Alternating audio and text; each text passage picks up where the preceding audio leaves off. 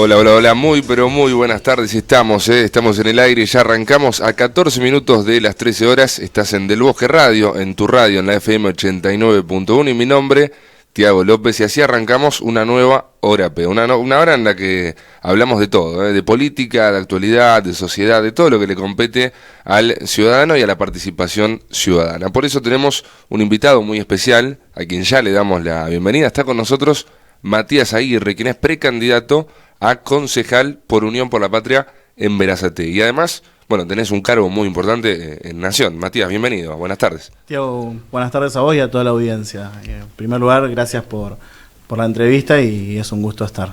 Bueno, siempre arranco por lo que sería el principio, ¿no? ¿Cómo llegaste a estar donde estás hoy? Digo, esta participación que tenés en la política, el involucramiento que tenés, ¿no? Digo, ¿cómo llegaste a todo esto?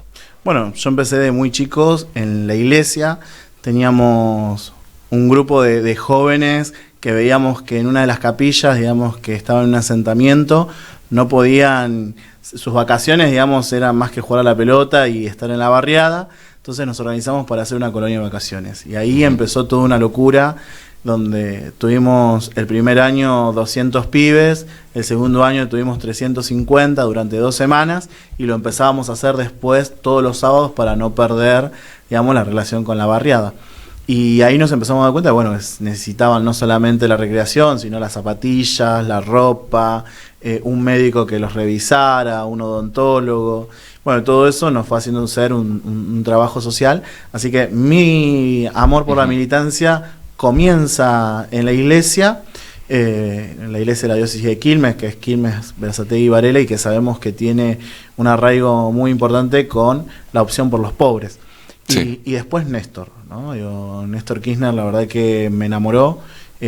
Yo escuchaba de un tío mío la política, pero lo que él me decía, no lo veía reflejado en lo que hacían los políticos, hasta que Néstor, en ese momento, digamos, empieza a tomar muy fuertemente lo de los derechos humanos, que también es uno de los valores que pregona la diócesis de Quilmes, y ahí me enamoró, ¿no? Y dije, bueno, no puedo estar ajeno a esto. Si quiero resolver algunos inconvenientes de los vecinos y vecinas, sobre todo de los pibes y pibas de la barriada, tenía que acercarme a la política como una herramienta de transformación. Así que así empezó mi enamoramiento por la política. Me gusta arrancar por esto, ¿no? De que te enamoró, bueno, Néstor.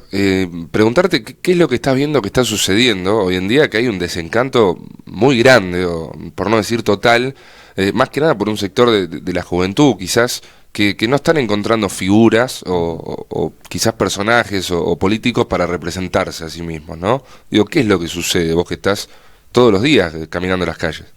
Yo creo que lo que sucede en primer lugar es que los políticos, en general, hablamos mucho y hacemos poco. Y después que no estamos metidos en las barriadas. Entonces, como viste que estamos alejados de algunas cosas. Y eso lo ve la gente, digamos, nos nota por las medidas políticas que se toman. Por supuesto que este gobierno viene de situaciones muy complejas como lo que es una pandemia, digamos, la sequía, digamos, que es tremendo, pero si vos tenés una cercanía al vecino, a la vecina, digamos, aquel que puso la esperanza en vos y sos más cercano, esas diferencias cambian, ¿no? Nosotros en Berazategui, yo asumí una responsabilidad como jefe de gabinete de la Secretaría de Economía Social, pero jamás dejé el barrio, jamás dejé a mis compañeros, la militancia. Yo creo que lo que también sucede es eso, ¿no? Digamos que a veces asumimos roles de responsabilidad y dejamos a la deriva los lugares que nos permitieron estar donde hoy estamos. Entonces, nunca hay que olvidarse de dónde venimos y hacia dónde vamos.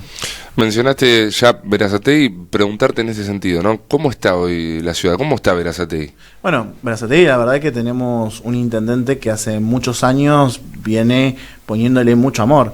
Si vos antes decías Berazategui, decías, ¿dónde es eso? Bueno, de Quilmes, la próxima estación. Éramos como el patio trasero de Quilmes, ¿no? Y hoy, la verdad que los quilmeños y los varelenses miran mucho hacia Berazategui, ¿no? La urbanización, nosotros no tenemos villas, tenemos barrios populares, la organización que se fue dando, y también porque vos te vas alejando un poco del centro y, por ejemplo, llegás al Pato, donde es una localidad que no perdió eso, digamos, de el pueblo, ¿no? Digamos, entonces Berazategui tiene eso que te enamora, ¿no? Con distintos artistas que le fueron dando a la ciudad un toque de amor, de perspectiva también, y que fue creciendo con Musi, ¿no? También eso. Y Musi es una persona cercana al pueblo. Vos vas y se acuerdan de cuando Musi hacía las veredas con los vecinos. Te dicen, bueno, Musi hizo esto, Musi hizo aquello, y eso habla de la gestión. Digo, es muy importante. Yo he recorrido mucho la Argentina y no sucede mucho que la gente hable tanto de un intendente, ¿no? Digamos, y tanto y tan bien encima. Entonces, eso es asombroso. Cuando hablamos de que Berazategui, bueno, no tiene villas, de la urbanización y demás, a comparación de otros distritos, ¿esto significa que es un distrito menos pobre? ¿Lo podemos mencionar de esta manera? ¿O qué implica?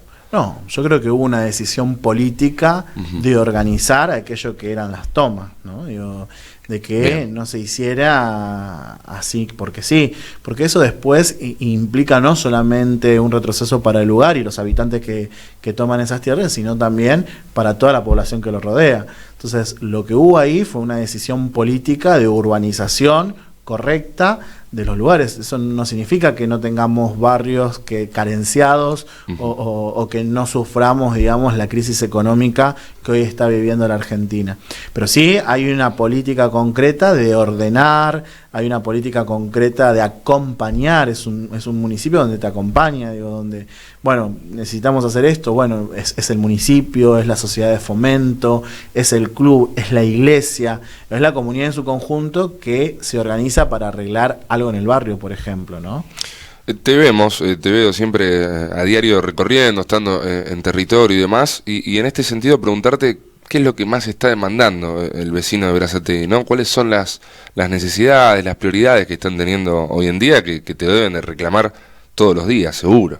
Aunque yo la verdad que pensé que el vecino o la vecina me iba a reclamar lo económico, que no digo que no lo reclame, pero lo reclama. Que es más macro, ¿no? Digo, sí, el bolsillo a veces responde más a algo de nación que de la ciudad, pero bueno. Pero reclama mucho seguridad, ¿no? Digamos, eso es un punto que me asombró muchísimo y que por supuesto tendremos que trabajar. Hay una situación en la provincia de Buenos Aires que tendríamos que replantearnos, no solo Berazategui, sino todos los municipios, ¿no? ¿Qué tipo de seguridad queremos? Y además porque hoy, digamos, la Constitución de la Provincia de Buenos Aires y las leyes provinciales con cuestión de seguridad le pone la responsabilidad al gobernador de la Provincia de Buenos Aires, ni siquiera en el ministro. El gobernador delega en el ministro el orden de las fuerzas, pero el jefe de la fuerza es el gobernador. Y en una provincia como es la Provincia de Buenos Aires, con la cantidad de habitantes que tiene, con la cantidad de municipios que tiene y con la cantidad, digamos, de kilómetros que tiene, es muy difícil un ordenamiento de arriba hacia abajo. En su momento Scioli había planteado el tema de la policía local, lo que conocíamos como los pitufos. Los famosos pitufos. Exacto, que nunca, digamos, funcionó porque nunca tuvieron una ley marco para poder funcionar o que el intendente o la intendenta se hagan cargo de ese personal, ¿no? Entonces, inmediatamente fueron absorbidos por la policía provincial común que hoy conocemos. Entonces, esa es una instancia.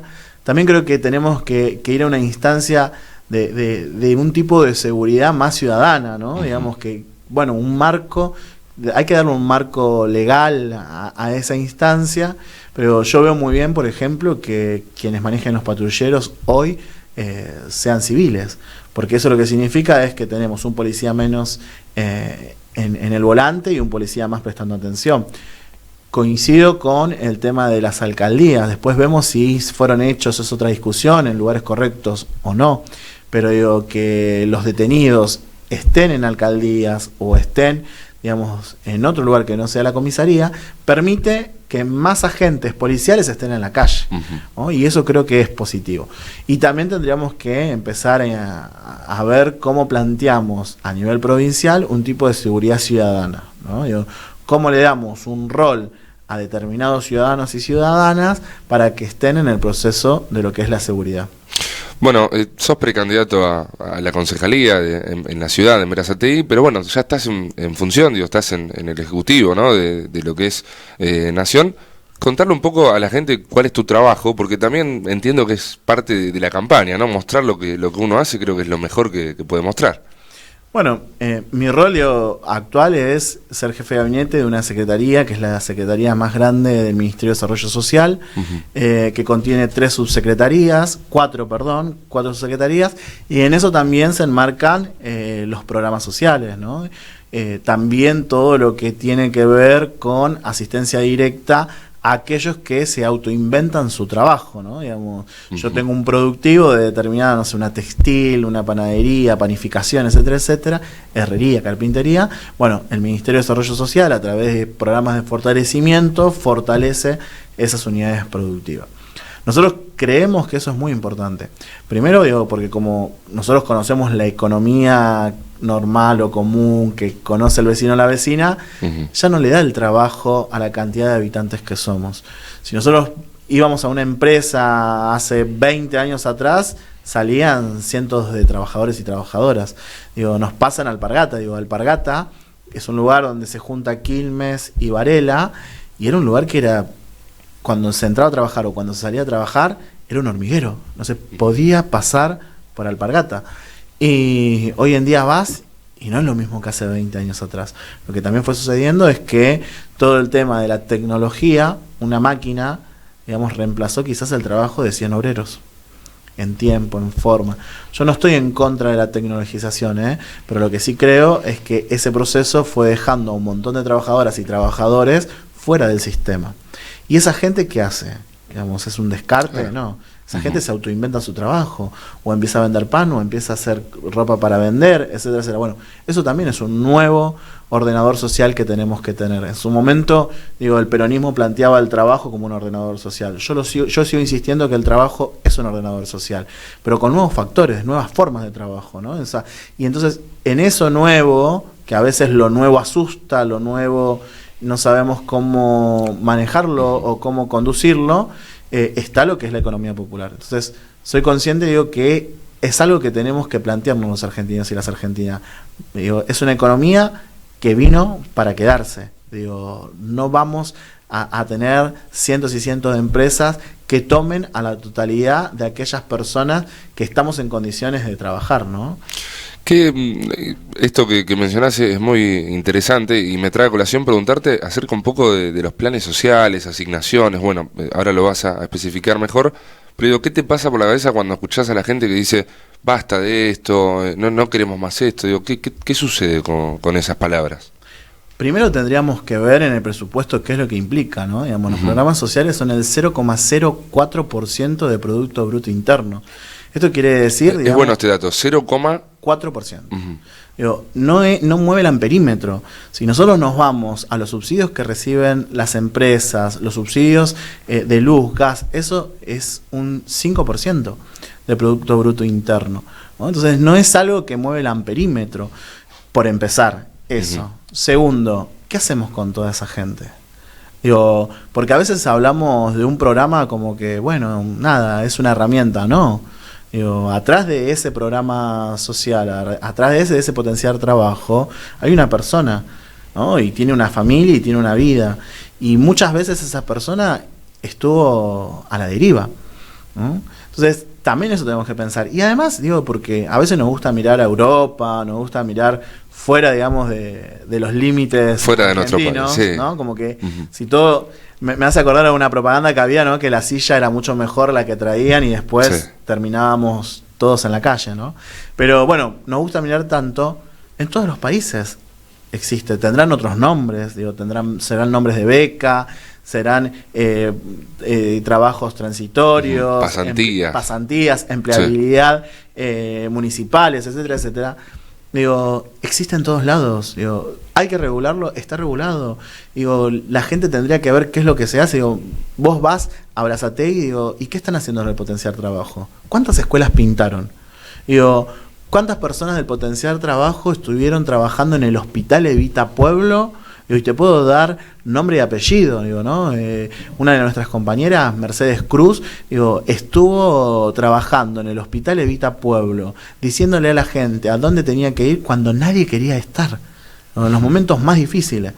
Después las escuelas, digo, manos a la obra, más obras, más trabajo, realizó muchísimas reformas en las escuelas donde van el hijo del vecino, que muchas veces critica los programas sociales, o son estos compañeros, digamos, que también están trabajando en herrería, pero que el sueldo de la herrería no le alcanza. O yo te puedo decir, por ejemplo, una cooperativa, Julieta Anteri, en Brazatei tiene 20 mujeres que, gracias a esa cooperativa, más el potenciar trabajo, pudieron salir de una situación de violencia de género. Y yo no sé si hoy esas mujeres no serían una de las que sacamos a veces el cartel de Unión a Menos. Entonces, a veces se habla de los programas sociales tan ligeramente, ¿no? Y a veces hay que entender que atrás de eso hay una vida y hay una persona. Entonces, yo creo que los programas, por supuesto, tienen que tener un proceso, tienen que tener un tiempo, pero la realidad es que creo que es una política en Argentina que va a existir porque, vuelvo a lo mismo, la empleabilidad no va a ser del 100%. Entonces, la economía popular es una economía que vino a quedarse. Bueno, tenemos que trabajar para dar herramientas, como por ejemplo el monotributo productivo.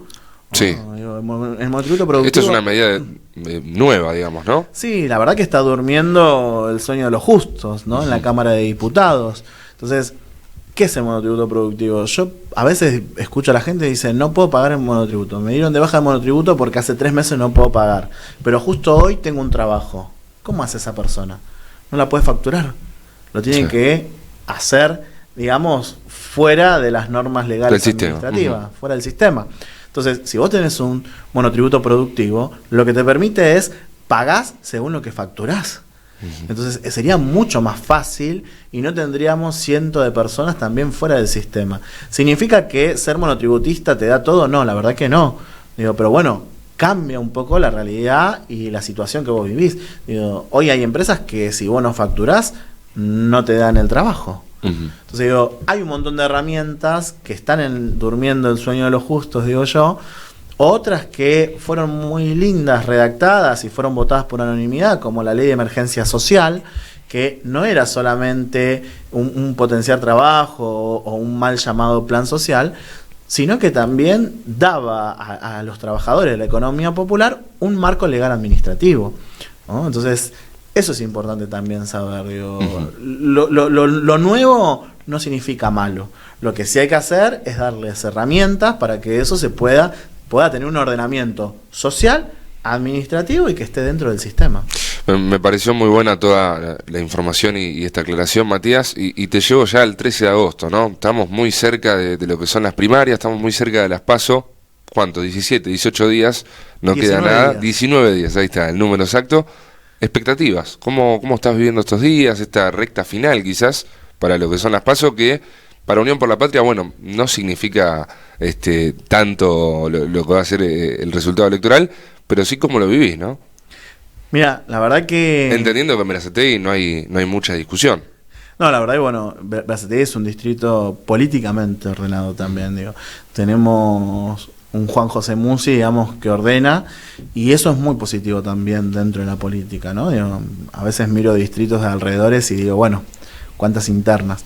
Pero más allá de eso, nosotros la estamos viviendo mucho con el vecino, ¿no? El vecino, la vecina, escuchando, organizando sectores también, porque la campaña no puede ser solamente para mostrar una foto o para decir dije tal cosa o tal cosa, ¿no?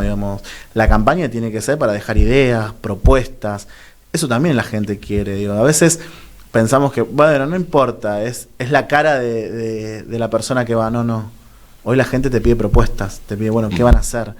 Ya no es más el soy peronista, soy de tal partido, nos juntamos. No, bueno, ¿qué van a hacer? Y eso está buenísimo, porque también nos interpela a los políticos. Nos pone la vara más alta para que podamos construir una política de cara a la gente, ¿no? Que eso es muy importante y más sincera sobre todas las cosas. Néstor era muy claro con eso. Él te marcaba el camino construyendo en la casa de un vecino. Yo nunca me voy a olvidar, cuando vino a La Matera, Néstor salió y a las 2 cuadras se bajó a tomar mate con un vecino que estaba ahí y le dijo, ¿qué estás haciendo acá? ¿Por qué no me fuiste a ver? ¿Sabés que había un acto? Sí, ¿por qué no me fuiste a ver? Pues nadie me invitó. Bueno, la próxima quiero que estés, ¿no? Y esas cosas que hacía Néstor, que rompía estructuras, que los de seguridad no sabían si ir para abajo, para arriba, si esto, aquello, digo, necesitamos más políticos así, ¿no? Digamos, con los pies en el barro, pero en el barro no, porque, ay, no, en el barro caminando, viendo la realidad del vecino, de la vecina, y eso llevarlo a una política pública. Eso es lo que creo que es lo más importante, ¿no? De dejar huellas en lo político, digamos. Matías, vos sos un político joven, la verdad, de los más jóvenes que han estado acá en el estudio del Bosque Radio. Preguntarte cómo estás viendo la política que se viene, ¿no? Digo, ¿estás viendo un cambio rotundo, un cambio verdadero en la política, o se sigue viendo esto de la política tradicional, ¿no? Yo creo que Néstor... Esto que venís hablando también un poco. Sí, a ver, yo creo que Néstor intentó hacer ese proceso, que quedó medio caduco con su partida, lamentablemente, pero también no le echo tanto la culpa a los demás, sino también a nosotros mismos, ¿no? Aquellos que Néstor nos enamoró de volver a la política, creo que tampoco cumplimos el legado de Néstor, ¿no? Entonces somos nosotros mismos que decimos que queremos hacer una nueva política, pero seguimos haciendo más de lo mismo. Entonces, si queremos cambiar de verdad, y no cambiar, digamos, porque a veces nos roban las palabras, hacer una transformación real de la política, creo que tenemos que empezar a romper estructuras de adentro hacia afuera, ¿no? Digamos, el cambio no va a venir de afuera, ni tampoco de extraterrestre, ni nada por el estilo. Pero sí, creo que tenemos que empezar a juntar fuerza.